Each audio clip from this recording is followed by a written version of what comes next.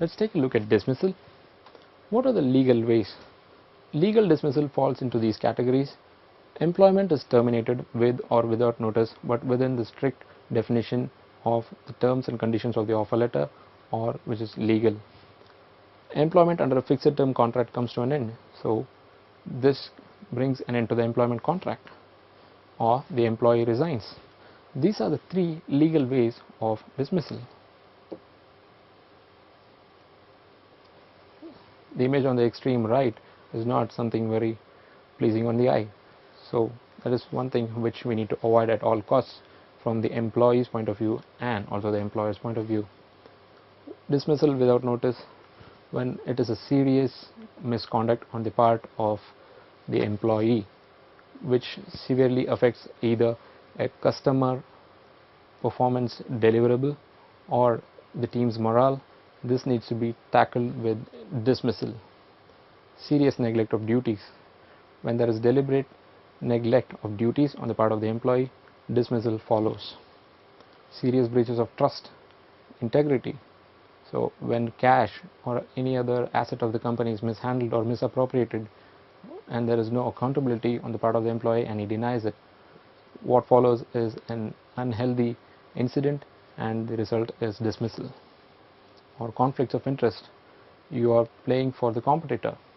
When you are getting paid from this company, an employee does work for the competitor, spies and include activities, espionage or sabotage, in which brings down the overall level of performance and is a serious breach of trust and it's a conflict of interest. Now let's take a look at wrongful dismissal. When it comes to breach of contract, all the employees have a cause of action if it is a case of wrongful dismissal based on the terms and conditions of your employment contract.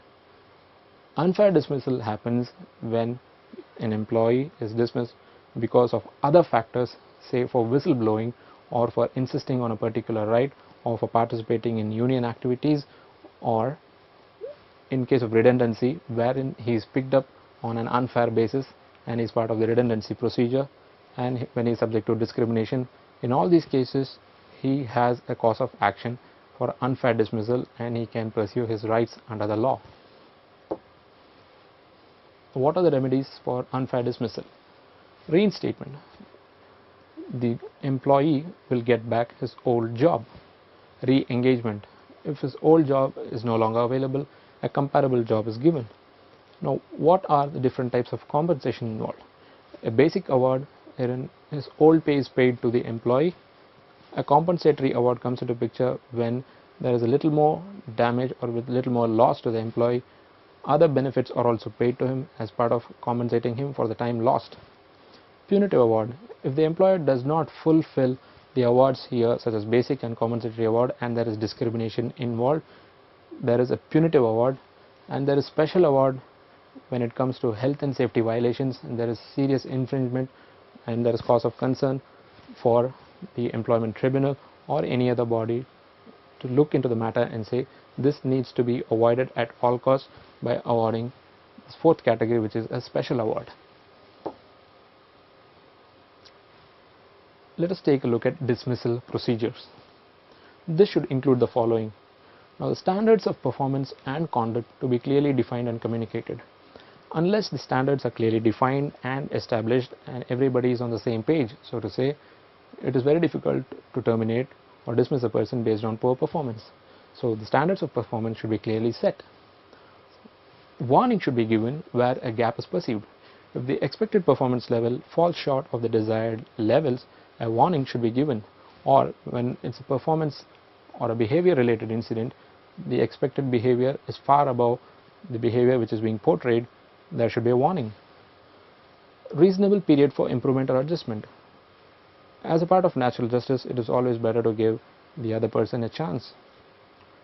It is good to give him a reasonable period to improve and adjust his behavior or his conduct and his performance level. What are the statutory disciplinary procedures?